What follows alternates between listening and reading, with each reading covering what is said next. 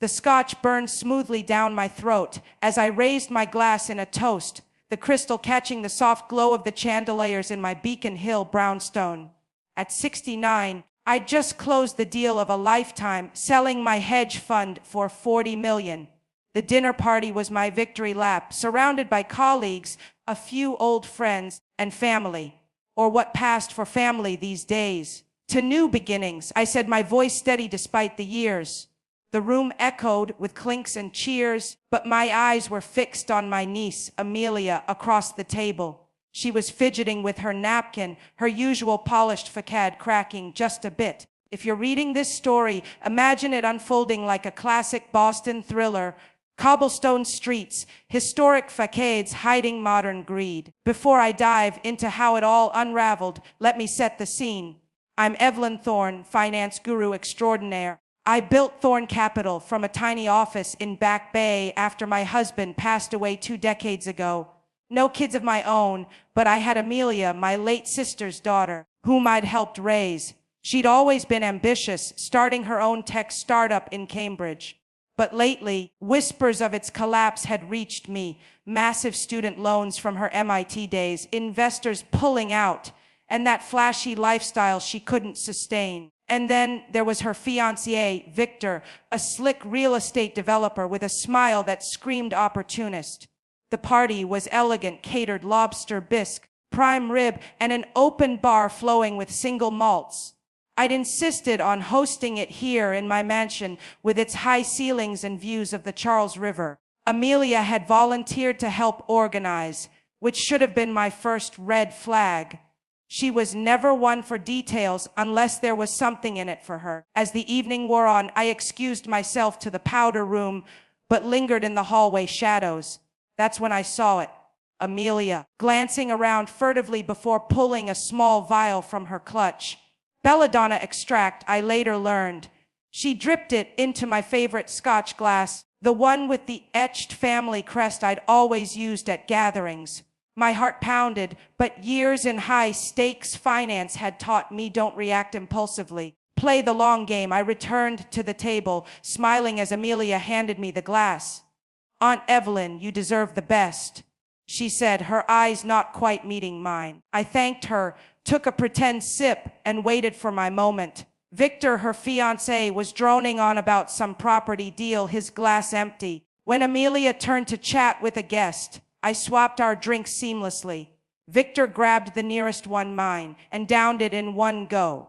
Minutes later, he clutched his throat, his face turning ashen.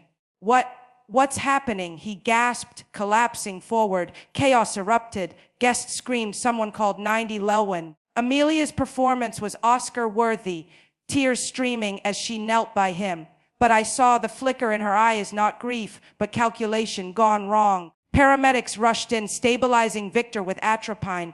They suspected poisoning from the symptoms: dilated pupils, hallucinations, rapid heartbeat. As they wheeled him out, Amelia clung to me. Auntie, this is awful. What could have caused it? I patted her back. We'll find out, dear. Inside, my mind raced. Why me? The $40 million, of course. Amelia had been hinting at investments in her startup, but I turned her down gently.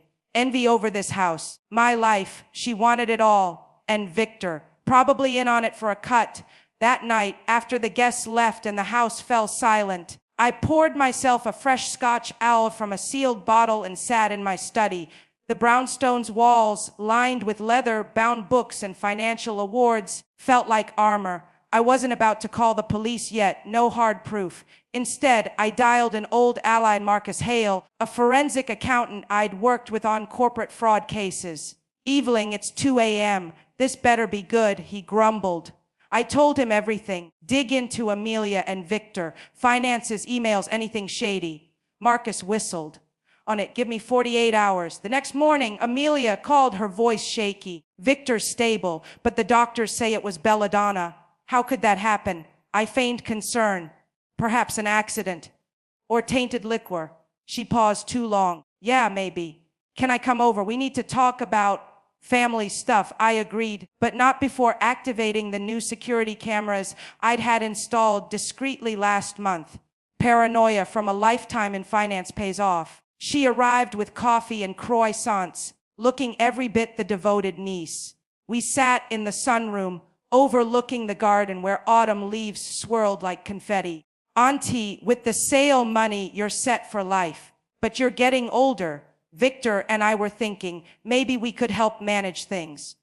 Power of attorney, just in case. There it was, the pitch. I sipped my coffees, which I poured myself. That's sweet, but I'm fine. Her eyes narrowed slightly. What if something happens? Like last night, we could look into assisted living, something luxurious in Newton. I smiled inwardly. The trap was being laid. Marcus called that afternoon. Jackpot, Evelyn. Amelia's startup is bankrupt, $2 million in debt, mostly student loans and bad investments. Victor's no better. His developments are underwater, owing banks $1.5 million. But get this, they've been emailing about you. Hacked into your personal account somehow, staging senior moments, fake emails from you forgetting meetings, misplaced funds, planning to use them to prove incompetency. My blood boiled. Proof, screenshots, and payments to a shady psychiatrist, Dr. Elena Voss, who specializes in elder evaluations. For hire, I pieced it together. Poison me at the party, make it look like a natural heart issue at my age. If that failed, use the staged evidence to declare me unfit. Seize assets via guardianship. The Beacon Hill mansion alone was worth $10 million, greed at its finest. But they underestimated me. I wasn't just rich, I was ruthless when crossed. Phase 1, protect the money. I met my lawyer, Sophia Reyes, in her downtown office overlooking the harbor. Update my will, I said. Bulk to scholarships for underprivileged finance students. My way of giving back. Amelia gets a small trust, revocable if any foul play. And medical directives, no family decisions without court approval. Sophia nodded. Smart, we'll file for a competency evil preemptively, with a neutral doc. By evening, it was done. Amelia texted, Victor's out of hospital. Coming over tomorrow for brunch. We miss you. Perfect. I prepared the stage hidden recorders, a fresh bottle of scotch, untampered, and an anonymous tip to the police about suspicious activity at my address. Belladonna traces in the party remnants, which I'd preserved and tested privately. Brunch was tense. Victor looked gaunt, Amelia solicitous. We sat at the mahogany table, eggs Benedict steaming. Auntie, about yesterday, let's talk.